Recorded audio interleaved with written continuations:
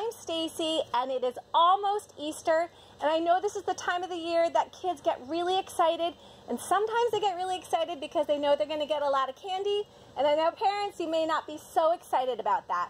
So I want you to hop out of making those traditional Easter baskets and think about making a garden-themed Easter basket for your children. Here I made two really adorable ones, boy or girl. I think they would like either one of these that has a really wonderful gardening theme in it.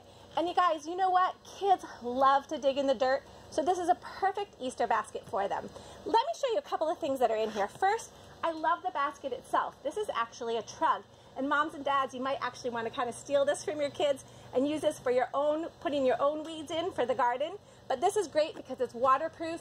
It can hold all kinds of weeds and plants, and the kids love to play in these alone. It also is great for holding toys. It's a good storage bin. But in it, we have some really cute things. These adorable polka dot watering cans. Nothing says spring like that. That is so, so cute.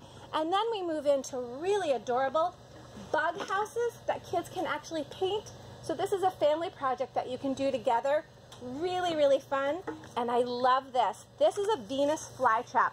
Kids are enthralled with this plant because they can actually watch it open and close. So it's really unique and really different. Then let's move over here because you gotta put some seeds, sunflower seeds, especially the giant ones, because kids love to plant something and then see it grow. They feel so good about themselves, and they're huge flower heads. Nothing is more beautiful than that. There are wonderful tools that you can put in there, flower presses, these really cute kneelers, adorable kids' gloves. Nothing makes a better Easter basket than something that you can get outside with, dig in the dirt, enjoy as a family. Thanks a bunch. See you next time.